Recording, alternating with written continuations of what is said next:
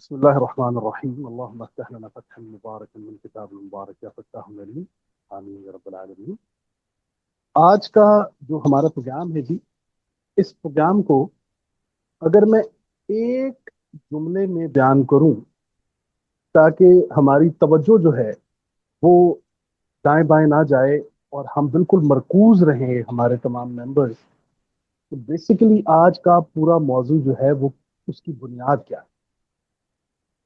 تو اگر یہ بنیاد ہمیں سمجھ آ گئی تو سمجھ جائیں کہ ہمیں اپنی زندگی میں وہ سبق مل جائے گا انشاءاللہ تعالیٰ کہ جس پر ایک قوم تعمیر ہوتی ہے، جس پر ایک امت کی تعمیر کی جاتی ہے، جس میں مختلف بکھرے ہوئے لوگ یکجا ہو جاتے ہیں۔ یہ وہ بنیاد ہوگی انشاءاللہ، اور اس بنیاد کا مقصد یہ ہے کہ وہ کنیکشن یا وہ تعلق، وہ صلات کہ جس میں خالق اور مخلوق کے درمیان ایک ایسا خوبصورت ربط، اور وہ خوبصورت ربط جو ہے اس کا ایک میکنزم کہ ایک انسان جب اپنے رب کو پکارے اور وہ ایمان والا ہو اور وہ صادق ہو اور وہ امین ہو اور اس میں وہ تمام تر خوبیاں صلاحیتیں جتنی اس کی ذات متحمل ہو سکتی ہے، جتنی کمی کوتاہی تو ہو سکتی ہے ہر انسان کے، تو جتنا وہ متحمل ہو سکتا ہے بہتری کا، خوبی کا، تو وہ جب اپنے رب کو پکارتا ہے تو پھر ہم آج آپ کو یہ بتانے جا رہے ہیں ایک لائن میں کہ مقام دعا جو ہے یہ نظام دعا کی کنجی ہے۔ ہمیں اگر یہ پتہ چل جائے کہ مقام دعا جو ہے، دعا کا مقام کون سا ہے، اور پھر اس دعا کے ذریعے دعا کا نظام کون سا ہے، وہ کون سا میکنزم ہے کہ جہاں پر اللہ اپنے بندے کے اس قدر قریب ہوتا ہے کہ جہاں الفاظ مکمل نہیں ہوتے اور قبولیت کی نشانی نہیں، حقائق کی صورت۔ تو اس موضوع پر آج ہم آپ کے سامنے قرآن کریم کی 4 آیات رکھیں گے، اور ان 4 آیات کو آپ نے دیکھنا ہے کہ ایک تو آسان ترین مثال میں آپ کو دے دوں کہ پچھلے پروگرام میں ہم نے حضرت موسیٰ علیہ السلام کی ایک مثال دی تھی کہ وہ رب کریم کہ جو کن فیکون کا نظام جانتا ہے، تو وہ کسی بھی چیز کو ڈائریکٹلی اگر مخاطب کرے تو وہ چیز پابند ہے ویسا کرنے کی کہ جیسا وہ چاہ رہا ہے۔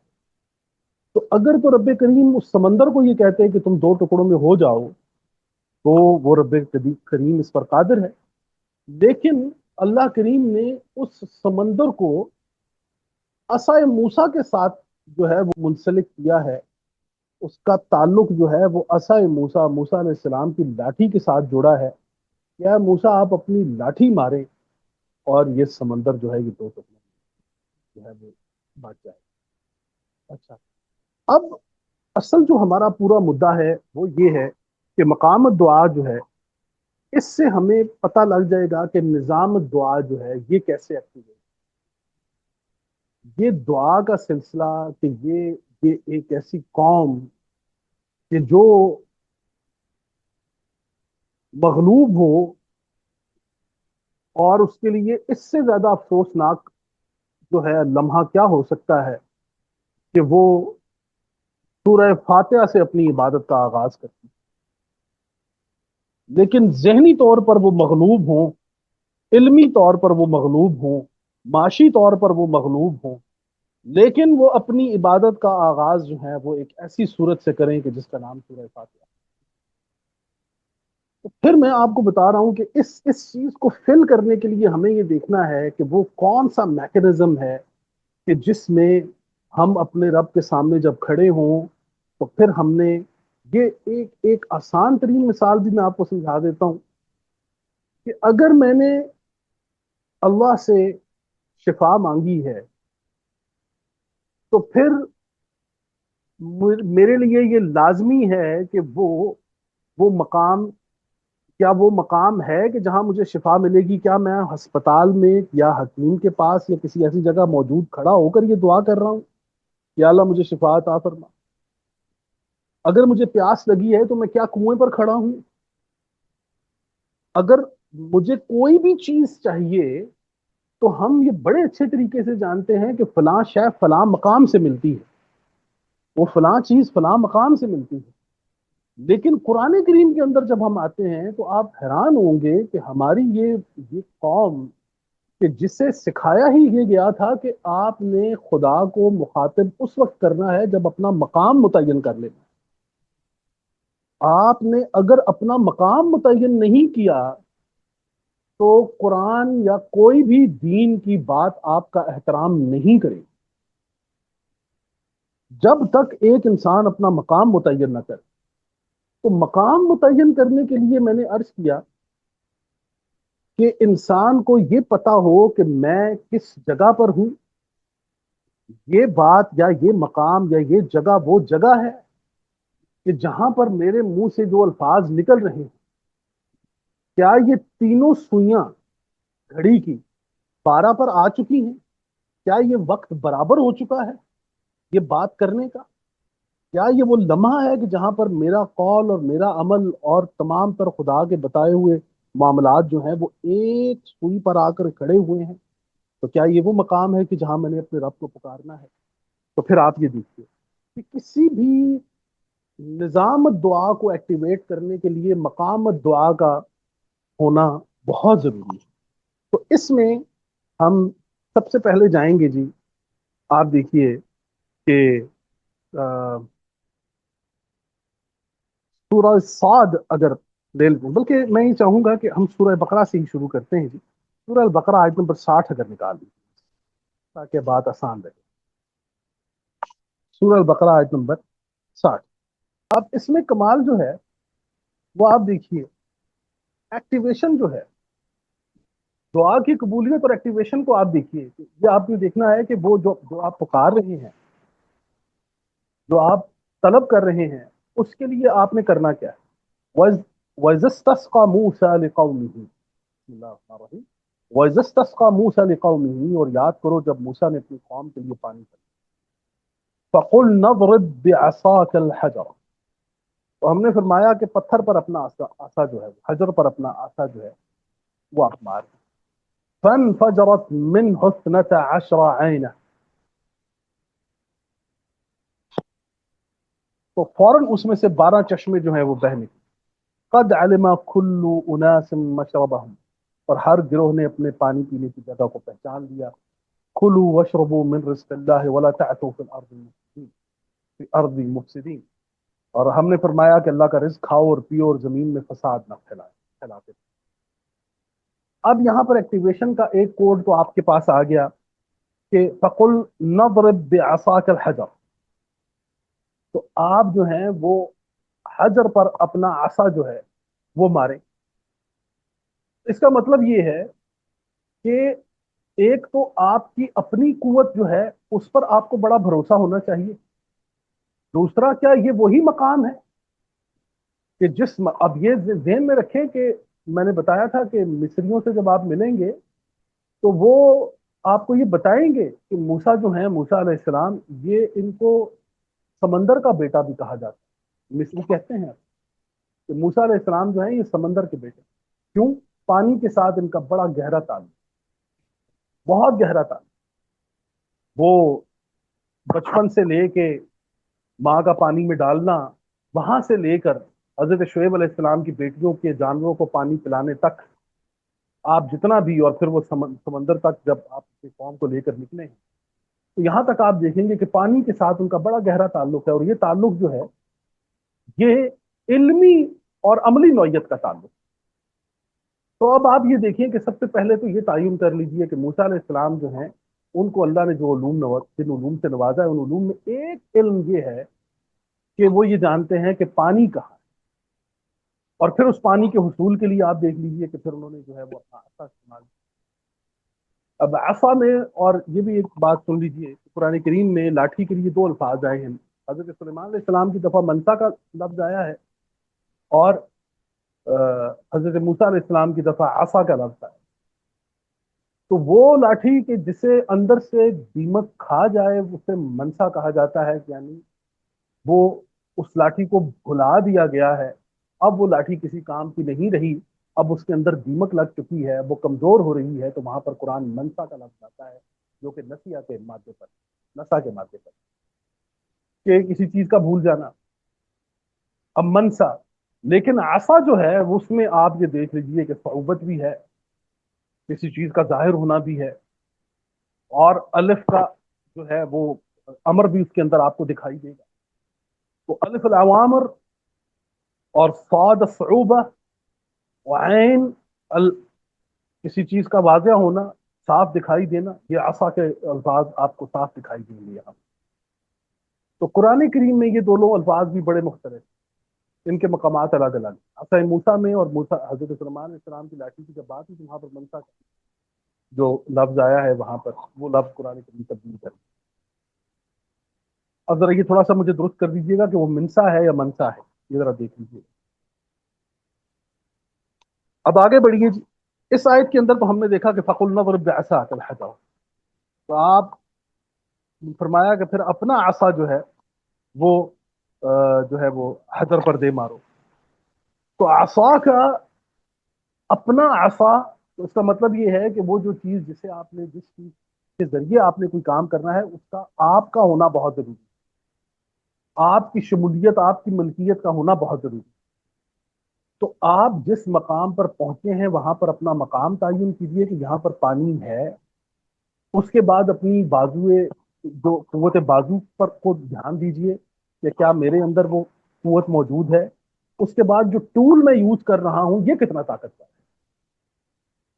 یہ تمام تر تین ٹرائیڈ کو آپ پورا کریں گے اور بھی باقی معاملات کو آپ پورا کریں گے، تو یہاں پر دعا جو ہے یہ مقام دعا جو ہے یہاں سے ایک نظام دعا ایکٹیویٹ ہوگا، اور فوراً سے فن، اب فے کا حرف جب آئے گا تو اس کے اندر آپ یاد رکھیے کہ قرآن کریم کے اندر سرعت آ جائے گی جلدی۔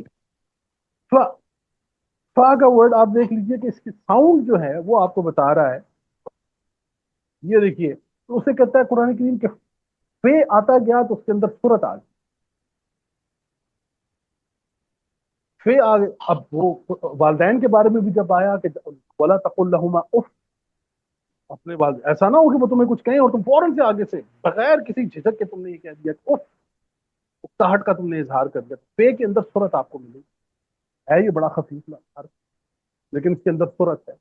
اب قرآن میں آپ دیکھیے کہ جب انہوں نے قل نضرب بعصاک الحجر فانفجرت، کوئی اس میں دیر نہیں ہوئی، یہاں یہ کام ہوا اور اس طرف سے پانی جو ہے وہ نکلنا، کیوں؟ مقام درست،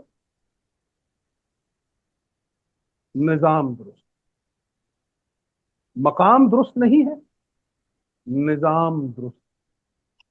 قرآن کا قاعدہ ہم پہلے آپ کو بتا چکے تھے، وَلِكُلِّ دَرَجَاتٍ مِّمَّا عَمِلُوا، تو اللہ تعالیٰ فرماتا ہے کہ عمل جو ہے وہ درجات کو متعین کرے گا، تو آپ دیکھ لیجئے کہ نظام کو درست کرنے کے لیے آپ کو مقام کا درست کرنا کہ یہ شخص اس مقام کا اہل ہے تو وہاں اس کو بٹھائیں، مقام درست ہو گیا تو نظام درست ہو جائے، مقام درست ہو گیا، نظام درست ہو گیا، تو کوئی ایسی دعا نہیں ہے کہ جس پر آپ مایوس،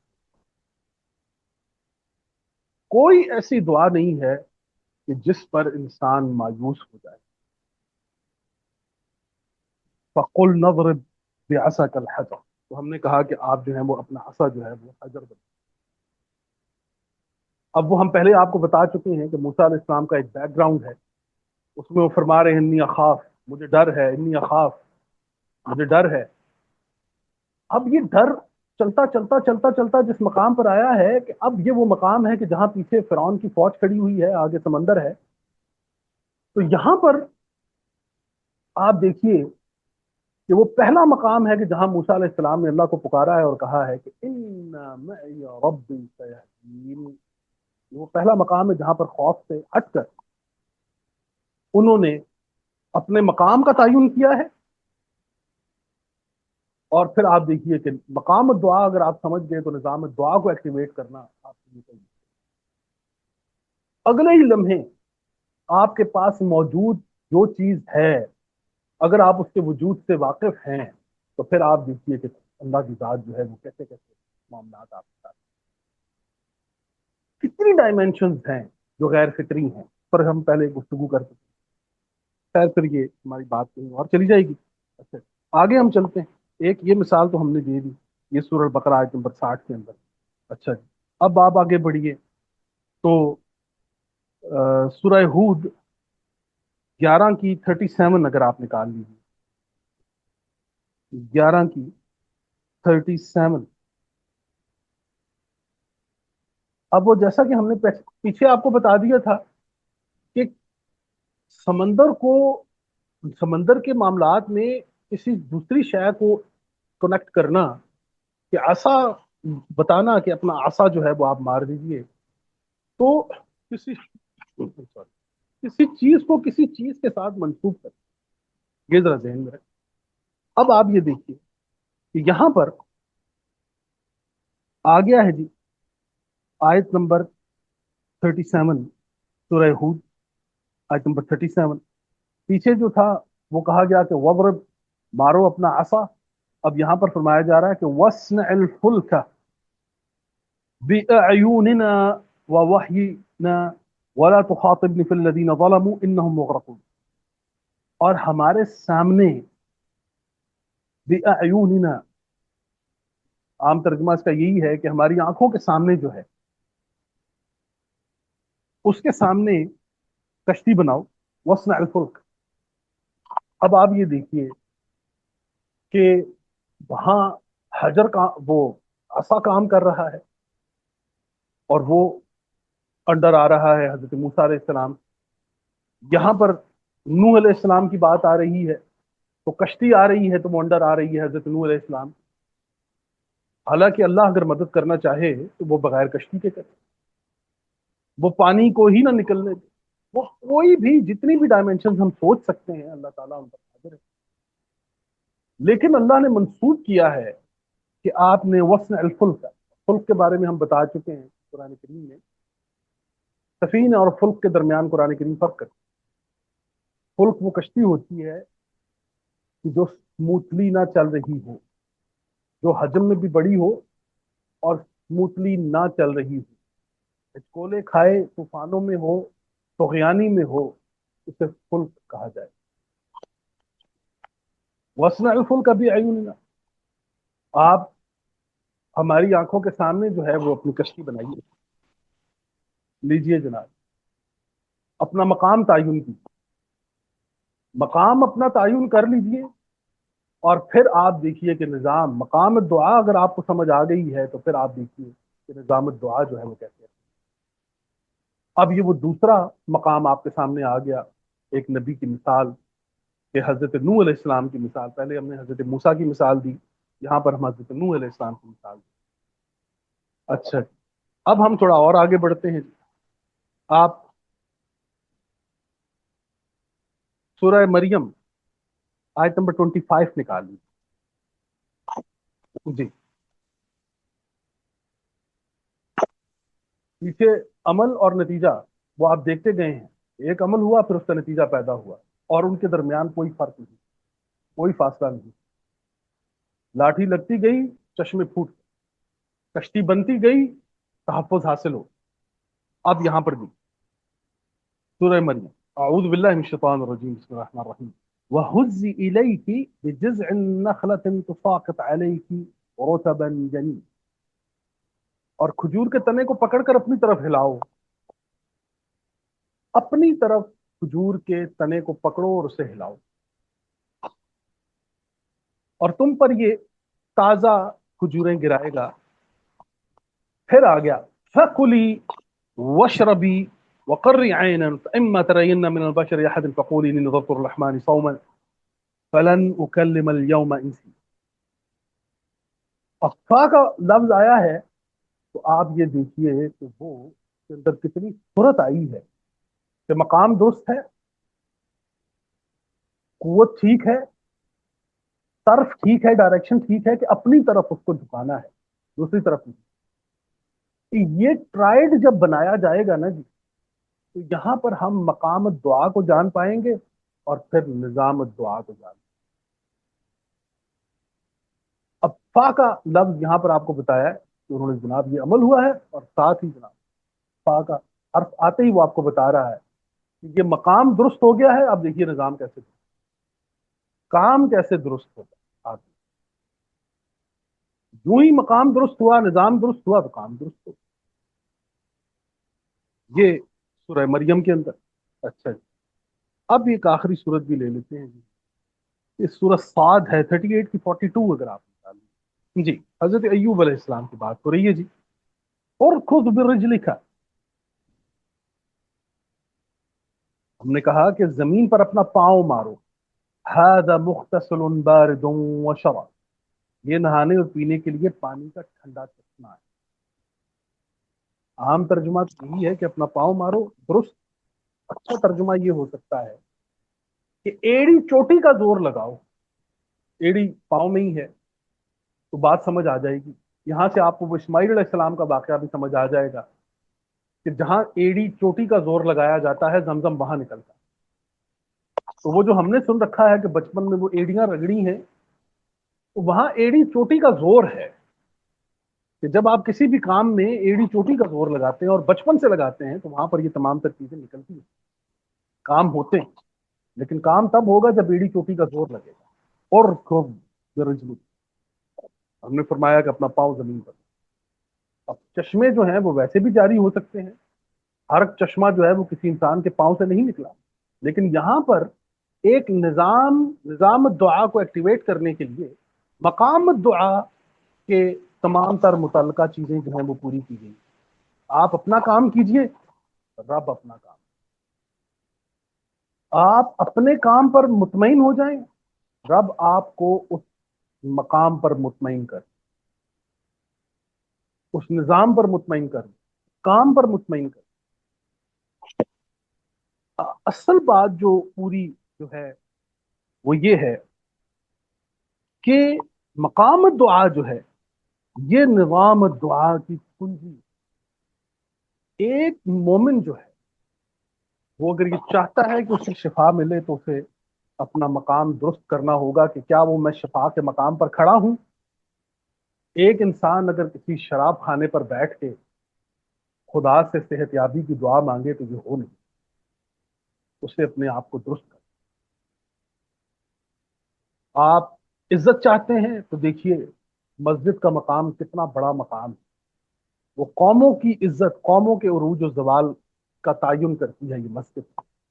عزت چاہتے ہیں تو مسجد میں جائیے، صحت چاہتے ہیں تو مسجد سے بھی ملے گی اگر قوانین پر چاہیے، لیکن اگر بگڑ چکے ہیں تو اسپتال میں جائیے۔ پانی چاہیے تو کنویں پر کھڑے ہو کر جائیں۔ جو چیز آپ کو درکار ہے، جو چیز آپ کو چاہیے، اس کے مقام پر کھڑے ہوں، اس کے قواعد و ضوابط کو پورا کریں، اور پھر دیکھیے کہ خدا کا قانون جو ہے وہ آپ کو کیسے۔ اور یہ نظام کبھی بھی آپ سے، آپ کے ایمان، آپ کے، آپ کی ذاتیات سے کبھی بات نہیں کرے، وہ کبھی نہیں آپ سے پوچھے گا کہ آپ ہندو ہیں، مسلم ہیں، سکھ ہیں، عیسائی ہیں، کون ہیں آپ۔ یہ ایسا خودکار نظام ہے خدا کا، ایک ایسا الگورزم کہ جس الگورزم میں آپ اس کی مطلوبہ حوادث، الفاظ، عمل، وہ تمام تر چیزیں مکمل کرتے ہیں، آٹومیٹکلی وہ چیز آپ۔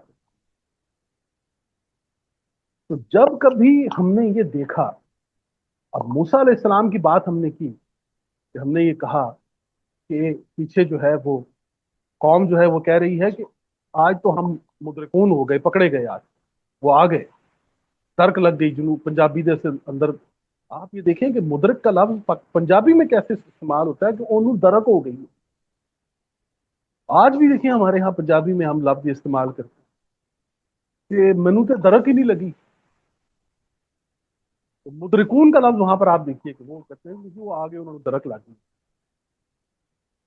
اور آگے سمندر ہے، لیکن مقام ایسا ہے، اتنا کمال ہے کہ وہاں پر اب خالصتاً رب کی جو ہے وہ مدد کی ضرورت ہے، تاکہ جو ہے وہ اس پورے سسٹم کو جو ہے وہ دیکھا جا سکے، اس کو چیلنج کیا جا سکے، وہاں پر لوگوں کا تحفظ کیا جا سکے تمام۔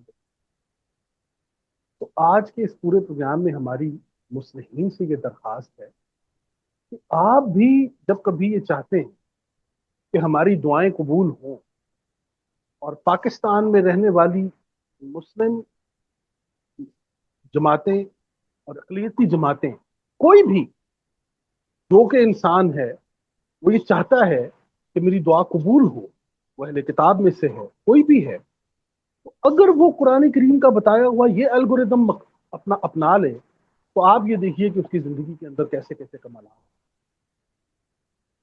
اور یہ الگوریدم آپ سے مانگتا یہ ہے کہ اپنا مقام تعین کیجئے، نظام تعین ہو جائے، نظام ایکٹیویٹ ہو جائے، مقام ہو گیا نظام ہو جائے گا، مقام اور نظام ہو گیا تو کام ہو جائے گا، بات بن جائے گی۔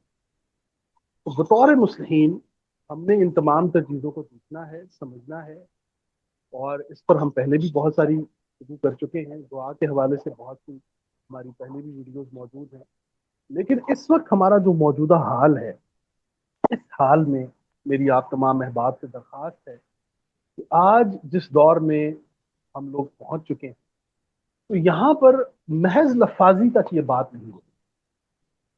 محض لفاظی تک اگر ہم 22 لاکھ لوگ کہتے رہیں گے لبیک اللہم لبیک، اور ایک ایک کر کے یہ تمام تر ممالک ہمارے ہاتھ سے نکلتے چلے جائیں گے، تو یہ صرف بات کہنے کی حد تک ہے۔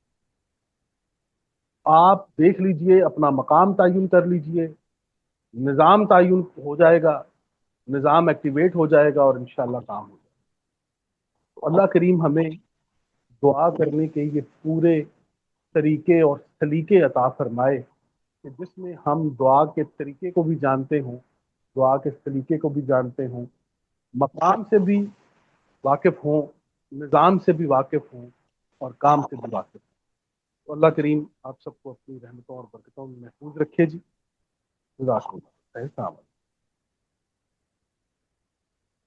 بہت شکریہ زبیر صاحب، آپ نے آج کا جو لیسن ہے اس میں بہت ہی اہم بات کے اوپر آج روشنی ڈالی ہے، اور ماشاءاللہ بہت وضاحت کے ساتھ ایکسپلین کیا ہے کہ علم سے عمل تک کا جو سفر ہے اس کے لیے دعا کا مقام کتنی اہمیت رکھتا ہے، اور اسی سے وہی دعا کے نظام کی کنجی ہے۔ نظام دعا مقام دعا نظام دعا کی کنجی ہے۔ اور اس کے حوالے سے جو آپ نے آیتوں کا ریفرنس بھی دیا ہے، ان سے یہ بات پتہ چلتی ہے کہ آپ کس مقام پہ، آپ پہلے اپنا مقام تعین کریں کہ آپ کہاں پہ کھڑے ہو کر دعا مانگ رہے ہیں، تو وہیں سے پھر جو نظام ہے وہ ایکٹیویٹ ہوگا۔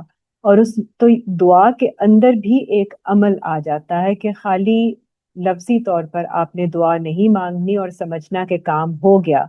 دعا مانگنے کے بعد ہی آپ کا کام شروع ہوتا ہے۔ جس مقام پہ آپ کھڑے ہیں وہاں سے آپ کو ہدایت ملے گی کہ اگلا مرحلہ کیا ہے، اور اس کو کس سسٹم کو، کس نظام کو آپ نے اپنانا ہے، کس طرح سے آگے لے کے بڑھنا ہے، یا وہ عصا ہے، یا وہ منصا ہے، یا وہ فلک ہے، اور یا جو آپ نے ایڑی چوٹی کا زور لگانا ہے، ارکز برجل کا۔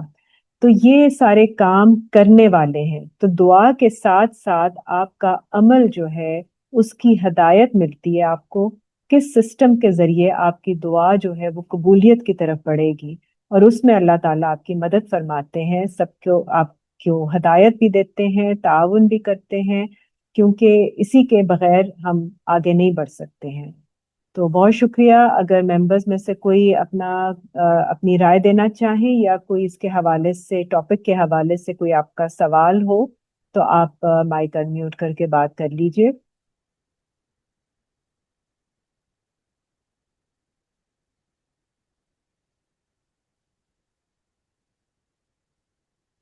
جی فراز صاحب۔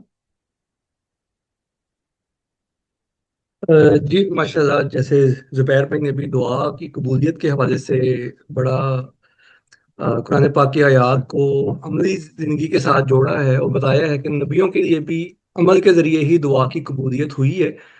تو مقام کی جب ہم بات کرتے ہیں تو اسی طرح بہت سارے مقامات ہیں، جیسے حج کے لیے لوگ جاتے ہیں، عمرے کے لیے لوگ جاتے ہیں، تو وہاں پہ بھی احادیث اور روایات کے اندر یہ آتا ہے کہ ہر جگہ کی اپنی ہی دعائیں ہیں۔ जिसे अमूमी तौर पर हम याद करते हैं जाने से पहले कि उम्रे के लिए जाना है तो हमने किस किस जगह पे क्या क्या दुआ करनी है। तो मेरा ख्याल है कि ये भी अब इसी कड़ी का ही एक सिलसिला है, जैसे आज जुबैर भाई ने समझाया है कि मुकाम के साथ दुआ जुड़ी हुई है। तो हमने ये देखना है कि किस मुकाम पे हम क्या दुआ कर रहे हैं और वहां से क्या नताइज अल्लाह ताला ने फिर वहां से पैदा किए हैं। तो इसमें भी अगर जुबैर भाई मजीद रहनुमाई दे सकें। जी। जी जज़ाकल्लाह जी, अल्लाह पाक आपको सलामत रखे। बिल्कुल जी। अगर मिसाल के तौर पे कोई एक इंसान जो है वो कुर्बानी करना चाहता है, तो वो कुर्बानी की दुआ जो है वो बकरे की या गाय की मौजूदगी में ही करेगा। अगर आप ये कहें कि जनाब बकरा भी नहीं है, गाय भी नहीं है, कोई चीज भी नहीं है, तो फिर उसके ऊपर खड़े होकर आप तकबीरें पढ़ते रहें। तो फिर देख लीजिए, आपको अगर लगता है कि ठीक है आपकी कुर्बानी कबूल हो गई है तो मान लें। अगर किसी चीज का होना बहुत जरूरी है, आप सही मकाम पर खड़े हुए हैं, इसी तरीके से हज है, इसी तरीके से उम्रा है। आप ये देखिए कि हज उम्रे की भी जब हम बात करते हैं ना, तो ये एक तो हमने बताया था कि आइडियोलॉजिकल हमारा बैत बैत जो बैतुल्लाह के साथ ताल्लुक है एक मोमिन का, वो कितना कमाल है कि हम ये जानते हैं कि बैतुल्लाह को समझने के लिए हमें बैतुल माल से गुजर कर जाना पड़ता है। हमें बैतुल्लाह तक पहुंचने के लिए तमाम रास्ते बैतुल्लाह की तरफ जो जितने जाते हैं, जो रसूल करीम सल्लल्लाहु अलैहि वसल्लम के बताए हुए हैं, बैतुल्लाह को समझने के लिए हमें बैतुल माल समझना होगा। बैतुल माल समझ आ गया तो आपको बैतुल्लाह भी समझ आ जाएगा। तो जिन्हें छोटा बैत समझ ना आए उन्हें बड़ा बैत समझ नहीं आता। तो ये बैतुल्लाह बता रहा होता है, ये बैतुल माल बता रहा होता है कि ये बैतुल्लाह है, क्योंकि वहां पर उसका अदल और उसकी किस्त और वहां पर इंतजाम और काम और निज़ाम, ये तमाम तर चीजें जब आप देखते हैं तो आपको यकीन आता है कि ये कोई हस्ती है कि जो इस निज़ाम को चला रही है। ये एक निज़ाम है जो मेरे सामने है, जिसे मैं छू सकता हूँ, देख सकता हूँ। तो ये बैतुल्लाह के साथ तो एक तो आइडियोलॉजिकल हमारा ताल्लुक है, एक हमारा फिजिकल रिलेशन भी है। ये मैं आपको बताऊं बड़ी, आज जरा चले हम इस पर भी थोड़ी सी बात कर लेते हैं कि बहुत कम लोग ये बात जानते हैं कि हम जब उम्रा करने जाते हैं या हज करने जाते हैं तो तवाफ जब हम करते हैं तो उस तवाफ में हम एंटी क्लॉकवाइज चलते हैं, और उस एंटी क्लॉकवाइज में आप देख लीजिए कि उस बैतुल्लाह, एक तो बैतुल्लाह का मकाम जो है ये वो मकाम है कि जहां पर आप ये देख लीजिए कि एक मोमिन वहां से वो एनर्जी हासिल करता है कि जिस एनर्जी के बलबूते पर वो अपनी सारी जिंदगी, वो जो एक हदीस में फरमाया गया ना, एक रिवायत आती है कि एक इंसान जब हज से वापस आता है तो वो यूं ही होता है जैसे दोबारा उसका जन्म हुआ है। तो दोबारा जन्म का मकसद ही ये होता है कि वहां से वो एक ऐसी पावर लेकर आ गया है कि अब वो अपने मामलात तमाम तर चीजों को दुरुस्त समत में इस्तेमाल करेगा, खुदा के बताए हुए निज़ाम के मुताबिक अपने जायज हक में दूसरे के हुकूक को तस्लीम करेगा। ये तमाम तर चीजें, ये तमाम तर देने की सलाहियत, ये कुव्वत, ये तमाम तर चीजें उस मकाम से उसे हासिल हुई है जिसे वो बैतुल्लाह कहता है, क्योंकि वहां पर एक बैतुल माल का निजाम काम कर।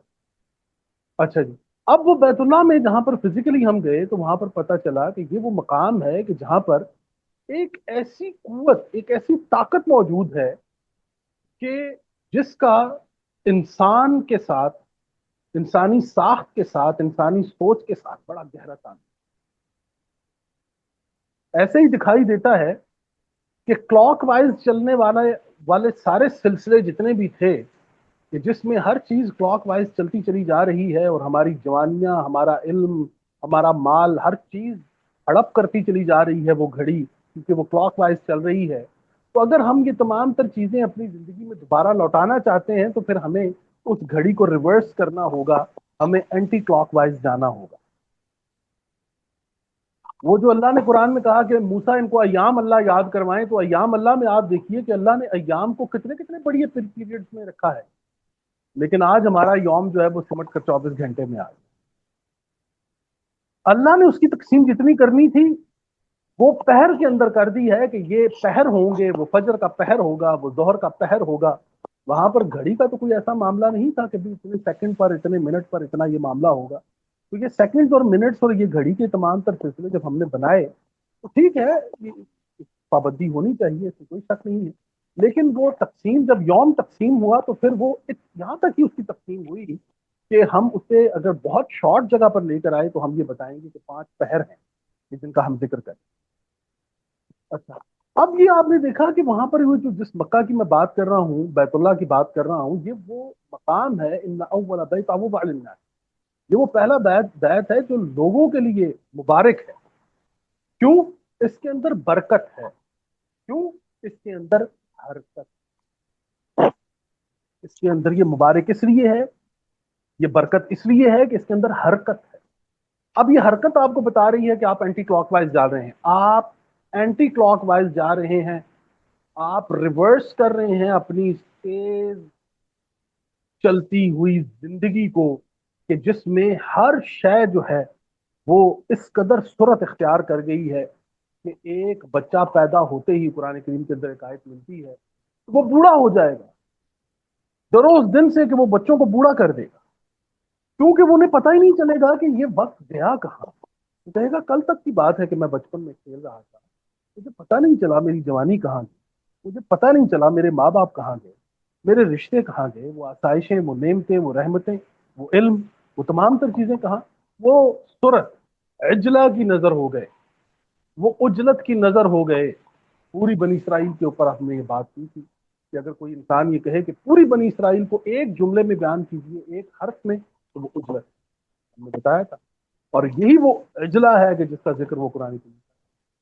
اور یاد رکھیں، قومیں یہ جانتی ہیں کہ رشوت جو ہے، اجلت جو ہے وہ رشوت کی ماں ہے. جس معاشرے کے اندر اجلت پیدا ہو جاتی ہے وہاں رشوت پیدا. ہر بندہ جو جلدی میں ہوتا ہے وہ دوسروں کو پیسہ دے کر اپنا کام کروانے کے لیے تیار ہوتا ہے اور اسے فن سمجھتا ہے. آپ دیکھیے اب فزیکلی وہاں پر آپ کو اینٹی کلاک وائز لے کے جایا جا رہا ہے کہ آپ اپنی پہلے تو بات یہ اپنے وقت کو لگام ڈالیے،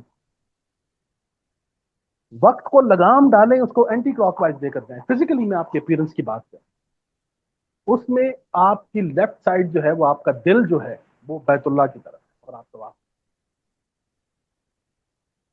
اس طواف میں آپ 7 دفعہ آپ کو روٹیٹ کروایا گیا ہے، اور 7 دفعہ جو ہے کوشش یہ ہر انسان کرتا ہے کہ حجر اسود کے اوپر پہنچ کر، حجر اسود کے اوپر جہاں پر آپ صلی اللہ علیہ وسلم کی بہت سی حدیث ہیں، آپ صلی اللہ علیہ وسلم نے اس کو چوما ہے، آپ صلی اللہ علیہ وسلم نے اس کو لگایا ہے، آپ حضرت عمر بن خطاب کے حوالے سے بڑی حدیث روایات ہیں، بڑا مقام ہے، بہت بڑا درجہ ہے. اور اس پر بھی ہم بات کر چکے ہیں کہ بات تو پھر وہی آ گئی جو ہم نے پیچھے کی ہے کہ مقام کا اگر آپ کو اندازہ نہیں ہے تو کام کا اندازہ آپ کو نہیں ہو سکتا.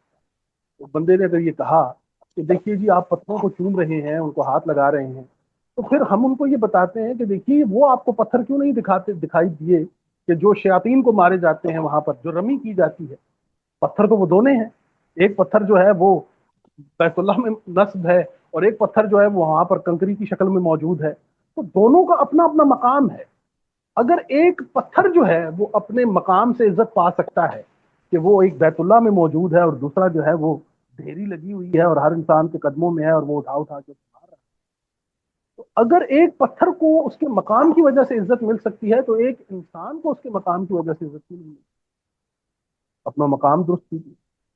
اب وہ طواف جو ہم کر رہے ہیں، اس طواف میں آپ دیکھیے کہ وہ یوں سمجھ لیجئے کہ آپ وہاں پر حجر اسود کے اوپر، اس کے اوپر جو ایک سوریا کے غالباً سوریا کے ایک بہت بڑے عالم تھے، فزکس کے بھی، فزکس بھی بڑی، میں انشاءاللہ ان کا نام اور ان کا پیغام بھی میں آپ کے ساتھ کوشش کروں گا کہ میں شیئر کروں. تو وہ عرب عالم ہیں. تو انہوں نے اپنے ایک پروگرام میں یہ بتایا، اور بڑی عجیب بات، تو انہوں نے کہا کہ یہ ایسے ہی ہے کہ جیسے آپ اپنی بایو میٹرک کرنے جاتے ہیں، اپنی فیس ڈیٹیکشن کے لیے جاتے ہیں، آپ جا کے حجر اسود پر اپنا ہاتھ لگاتے ہیں تو یوں ہی سمجھ لیجئے کہ اس کے اندر تمام چھونے والوں کا ڈیٹا موجود ہے. وہ یہ کہتے ہیں بقول ان کے. انہوں نے کہا کہ یہ ایک عجیب سلسلہ ہے کہ جس میں آپ کوشش یہ کرتے ہیں کہ آپ حجر اسود کو ہاتھ لگائیں، یا آپ کا چہرہ اس کے اندر جائے، آپ اپنا چہرہ ڈیٹیکٹ کریں، فیس ڈیٹیکشن ہو، ٹریکنگ ہو، یا وہ آپ جو ہیں وہ اس پر ہاتھ رکھتے ہیں. اچھا، اس کے بعد آپ دیکھیے کہ جو لوگ حجر اسود کے قریب نہیں جا سکتے، وہ لائٹ لگی ہوئی ہے کارنر تک گرین کلر کی، وہاں تک وہ کوئی بھی انسان جو ہے وہ بالکل فیس ٹو فیس ہو کر وہ اپنے ہاتھ سے اشارہ کرتا ہے اور وہ سکین کرتا ہے بقول ان عالم کے. اچھا جی، अब यहां से एक सिलसिला एक्टिवेशन का आप देखिए, हर मकाम पर, वो सफा मरवा का मकाम आप देखिए कि वो जो, जहां से आप तवाफ से निकले तो आप वहां चले गए, अब वो सफा मरवा में आप जो है वो जाते हैं तो फिर वहां पर एक मकाम आता है कि जहां पर वो सब्ज निशान लगा हुआ है, जहां पर आपको, वैसे आप चलते हैं लेकिन वो मकाम है जहां पर आपको दौड़ना पड़ता है। तो रिवायत हमें ये बताती है कि ये वो मकाम था कि जहां पर हजरत हाजरा जो है वो जब अपने बच्चे के लिए पानी की तलाश में थी या मदद की तलाश में थी, तो ये वो मकाम था जो बड़ा गहरा था, और यहाँ से जब वो गुजरती थी तो उन्हें अपना बेटा नजर नहीं आता था और वो दौड़ती थी वहां से। तो पता चला कि सुन्नत में ऐसा नहीं होगा कि तमाम सुन्नतें जो है वो मर्दों के हक में चली जाएंगी। एक ऐसी सुन्नत एक औरत के हक में आएगी कि जो दुनिया को ये पैगाम दे जाएगी कि जहां पर माँ को कुछ दिखाई न दे, तो ये मकाम बैठने का मकाम नहीं है, ये दौड़ने का मकाम है। एक माँ जो है उसके लिए ये बहुत जरूरी है कि अगर उन्हें किसी मकाम पर अपनी औलाद दिखाई नहीं दे रही तो उसका मतलब ये नहीं है कि आप आराम से सो जाएं, आप लेट जाएं, आप बैठ जाएं, बल्कि वहां पर कुरान बता रहा है कि उम्महात को दौड़ना पड़े। वो वहां पर दौड़ी और एक मकाम से उस मकाम तक जहां पर बेटा नजर आना शुरू हुआ है, अब फिर वो चलना शुरू हुआ, यहाँ पर भी 7 चक्कर आदमी। तो ये हर जगह का एक मकाम है, एक मकाम है। अब सफा मरवा के अपने अपने मकामात, अपनी अपनी एनर्जी है। ये प्लस माइनस का एक पूरा हसीन इम्तिजाज है जिसे आप हासिल करते हैं। एक कुवत, एक कुवत। आप देख लीजिए कि जितने लोग हैं जहां वहां जाते हैं, पूछे आप कुरान आता है? नहीं जी, मैं कुरान तो पढ़ा हुआ नहीं। आप हज करने आए हैं हाजी साहब? बिल्कुल जी, मैं हज करने आया हूँ, मैं कुरान नहीं पढ़ सकता। हमारे साथ एक दाई हैं, वो आगे आगे पढ़ते हैं, मैं पीछे दुआएं करता हूँ, लेकिन मैं हज करने आया। और देखिए, आप हज करने के बाद उनके अंदर एक अजीब ताकत, एक अजीब कुव्वत उनके अंदर मौजूद होती है, जिसे हम साइकोलॉजिकली फील करते हैं कि आगे हमारे जिस्म के अंदर। तो पता चला कि वो जो जो अल्फाज हम वहां पर दोहरा रहे थे, वो अल्फाज महज अल्फाज तो नहीं थे, वो तो एक मैकेनिज्म था जिसे हमने एक्टिवेट किया। अब आप अगर किसी चीज को एक्टिवेट करके छोड़ दें और उससे आप इस्तेफादा ना करें और उससे उसको नताइज ना हासिल करें, तो नुकसान तो हमारा अपना। तो ये ऐसा नहीं है कि ये महज मकामात जो हैं, ये इनका हर बात का आइडियोलॉजिकली किसी चीज से था। आप अगर हर चीज को आइडियोलॉजिकली देखेंगे तो ये फिजिकल अपीयरेंस जो है ये किसी भी चीज की, ये कितनी बड़ी कुवत होती है, ये इसका अंदाजा अभी हमें है नहीं। हम इन डायमेंशन को जानते नहीं। ये जो हमें कहा गया ना कि तुम जहां पर भी हो दुनिया में, तुम अपना रुख जो है वो किबले की तरफ रखो, तो वहां से हमें पता चलेगा कि यहाँ पर एक अजीब डायमेंशन है जो काम कर रही है, एक अजीब कुवत है जहां से हमने, एक अजीब मरकज है कि जहां से हमने वो तमाम तर कुवत हासिल कर, हमने लेनी है और वहां से मिलेगी हमें इज्तिमाई तौर पर। हम अगर इकट्ठे होंगे तो वहां से हमें वो कुवत मिलेगी, वो चीज हमें हासिल होगी। और फिजिकली आप देखें, बहुत से मकामात कुरान करीम के अंदर आप देख लीजिए तो मूसा अलैहिस्सलाम को फरमाया गया कि मूसा अपनी जूती उतार दें और करीब हो जाएं, आप मुकद्दस वादी तुआ में हैं। तो आप देखिए जूती वहां पर उतारी गई, एक अमल आपको बताया गया। क्यों?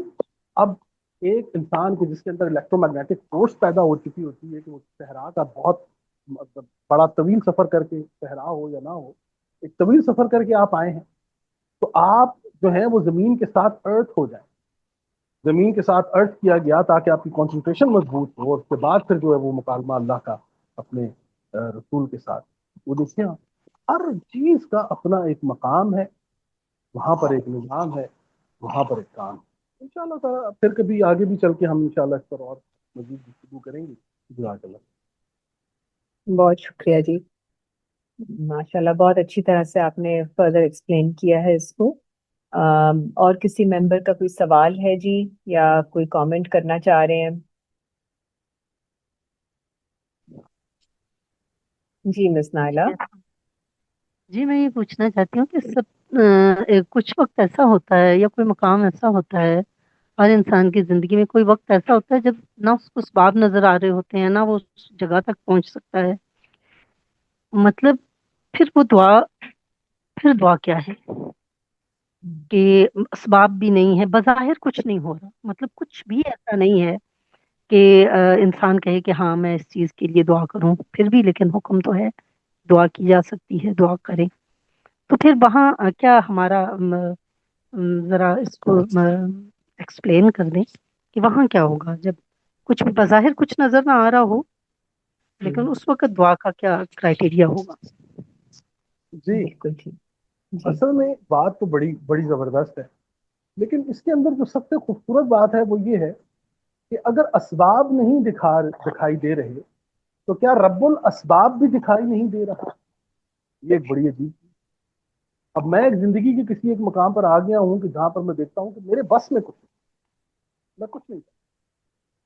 تو اس میں جو جب میں نے یہ کہا کہ میرے بس میں کچھ نہیں، تو کیا میرے بس میں وہ بات بھی نہیں کہ جس کا میں اظہار کر سکوں؟ کہ اب دیکھیے کہ وہ انہوں نے کہا قرآن کریم میں سورہ حضرت یونس کی بات، اب مچھلی کا ذکر آ گیا. اب وہ جب کہا گیا کہ اگر وہ جو ہے وہ تسبیح نہ کرتے، سب بھئی میں سے نہ ہوتے، تو پھر وہ ساری زندگی اس کے پیٹ کے اندر رہتے. اب بے بسی تو کہیں نہ کہیں تھی، لیکن اس کے اندر کہیں نہ کہیں وہ ایکٹیو بھی ہوئے. لیکن انہوں نے وہاں پر جو بات کی ہے وہ بھی بڑی کمال ہے. لا الہ الا انت سبحانک انی کنت من الظالمین. رب وہ پھر دیکھیں حضرت آدم علیہ السلام کی سنت کو بھی، ربنا ظلمنا انفسنا وان لم تغفر لنا. بے بسی دیکھ رہی ہیں آپ، لیکن اس بے بسی کے مقام پر آپ فرما کیا رہے ہیں، آپ بات کیا کریں؟ جہاں پر اسباب موجود نہیں ہیں، یقین کر لیں ایک مومن کے لیے وہاں پر رب الاسباب تو موجود ہے. تو رب الاسباب کو تو ہم نے پکارنا ہی پکارا. اسباب میں کوشش، میں نے بتایا کہ نظام کی بات جب ہم کریں گے تو پھر ہم مقام کی بات کریں. انفرادی جہاں پر ہم دیکھتے ہیں کہ ہاں جی انفرادی طور پر میں کسی جگہ پر ہوں، میں نہیں کسی میرے بس کے اندر، تو وہاں پر یقین میں دعا کروں گا، اور میری اس دعا میں اپنے رب کے لیے جو بھی بہترین کلمات جو انبیاء نے اختیار کیے ہیں وہ میں اختیار کروں گا، اور جو چیزیں میں کر سکتا ہوں وہ میں کروں گا، اور جو چیزیں میرے بس میں نہیں ہیں پھر ان میں وہاں پر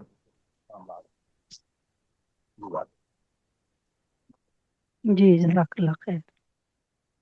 بہت جی اچھی. بہت شکریہ. جی جی شکریہ. میں تھوڑا سا اس میں یہ بھی ایڈ کرنا چاہوں گی کہ جب آپ وہ کلمات اپنی زبان سے ادا کر دیتے ہیں تو آپ کی اسی وقت پوزیشن چینج ہو جاتی ہے، کیونکہ جب آپ مانگنے والی پوزیشن میں آ جاتے ہیں نا اللہ سے، اور اللہ کو یاد کرنا اور پکارنا اور اپنی بے بسی کا اظہار کرنا، وہی ایک ایکسیپٹنس ہو جاتی ہے کہ میرے ہاتھ میں اب کچھ نہیں ہے، اب جو ہے آپ نے ہی کرنا ہے. تو وہ آپ کا جو مقام اس وقت بن جاتا ہے، اسی سے پھر ایک نئی شروعات ہوتی ہے جس سے آپ کو اللہ تعالیٰ پھر راستے دکھاتے ہیں. کیونکہ پہلے نہیں کوئی چیز جب ہم کوشش کر رہے ہوتے ہیں تو ہم اپنی اس میں ایک جد و جہد میں لگے ہوتے ہیں، تو ہمیں ایک امید ہوتی ہے یا جو کچھ بھی ہم جس کے لیے کام کر رہے ہوتے ہیں. لیکن جب کوئی ایسا مرحلہ آ جاتا ہے جہاں پہ ہمیں کچھ نہیں نظر آ رہا ہوتا، تو پھر ہم جب تھم کے رک کر جب اللہ کو یاد کرتے ہیں، اور تو وہ اس وقت پھر ہم اللہ کے حوالے کر دیتے ہیں ہر چیز، کیونکہ ہمارا توکل ہوتا ہے. ہم یہی سمجھتے ہیں کہ اب ہمارے بس میں اب کچھ نہیں ہے، جو کرنا ہے اللہ نے کرنا ہے. تو وہاں بھی ہمارا ایک مقام فرق قسم کا مقام بن جاتا ہے، اور پھر ہم انتظار کرتے ہیں کہ کوئی راستہ کوئی نظر آئے، کوئی چیز نظر آئے اللہ کی طرف سے، تو پھر ہم اس پہ بھی کام کرنا شروع کر دیں، جو کہ پھر اللہ کی طرف سے کچھ نہ کچھ نظر آتی ہیں چیزیں. تو ہمیں سمجھ میں آتی ہے کہ اب ہم نے کس طرح سے اپنی ڈائریکشن چینج کرنی ہے یا کوشش زیادہ تیز کرنی ہے کس سمت کی طرف، تو وہ پھر نظام واضح ہو جاتا ہے. جی مس جویریہ آپ اب بات کیجیے. جی السلام علیکم ورحمۃ اللہ. وعلیکم السلام. جی الحمدللہ ہماری طرف کمپیریٹیولی لائٹ جو میں دیکھ رہی ہوں سب کے ساتھ، اللہ تعالیٰ سب کے لیے آسانیاں کرے. میں نے جو تھوڑا سوال میرے ذہن میں آ رہا تھا، آپ نے تھوڑی سی اس کی وضاحت کر دی. میرا سوال یہ تھا کہ جو لفظ مقام ہے، اگر میں صحیح سمجھی ہوں تو وہ فزیکل بھی ہے اور ایموشنل بھی ہے، کیونکہ استاد جی نے جتنے بھی مقامات کا ذکر کیا، کہیں کسی کی موجودگی حرم کا کیا، پھر ویل کے پیٹ میں کیا، پھر حضرت ہاجرہ کا وہ مقامات تھے، وہ ایک فزیکل मकामात एक जगह थी, लेकिन एक मुकाम हमारी इमोशंस का भी होता है, जिसका काफी हम डिस्कस करते रहे हैं अस्माउल हुस्ना में, कि अपने मुकाम का तयन करें कि आप emotionally spiritually where one stands. एकदम लाइट अगर चली जाए और या बादल जोर से गरजे तो जितने भी कमरे में लोग होंगे उन सबका मुकाम एक मुख्तलिफ होगा। फिजिकली एक कमरे में है, लाइट चली गई, अंधेरा हो गया, कोई मेरे जैसा गरज चमक से डरने वाला, उसकी कोई एक और दुआ होगी जो बिल्कुल एक रिलैक्स रहेंगे। So if I am not mistaken ये दोनों ही मकामात इससे मतलब, इफ इट्स यानी अगर मैं सही समझी हूँ, क्या इससे मुराद दोनों ही मकाम है, एक फिजिकली भी है और एक आपका ज्यादा जो है इमोशनली और स्पिरिचुअली जो है। जी जी जज़ाकल्लाह, बहुत शुक्रिया मेरी एरिया। और जी बिल्कुल ये ऐसा ही है कि इमोशनली भी हमें मकामात का पता होना चाहिए, और ये भी पता होना चाहिए कि कौन सी चीज़ किस मकाम पर बोलनी है। अब वो तलाक के मकाम पर कबूल का लफ्ज़ नहीं इस्तेमाल करना, वो निकाह के मकाम पर करना है। तो हमें भी जी ये अल्फाज का इंतखाब और मकाम का इंतखाब ये बहुत ज़रूरी है, इसमें कोई शक नहीं। मैं बिल्कुल इस चीज़ से मुत्तफिक हूँ कि मकामात जो हैं वो सिर्फ महज फिजिकल नहीं है, बल्कि इमोशंस का भी इनका बड़ा गहरा ताल्लुक है। बिल्कुल ठीक, बिल्कुल, बहुत शुक्रिया, बहुत शुक्रिया जुबैर साहब।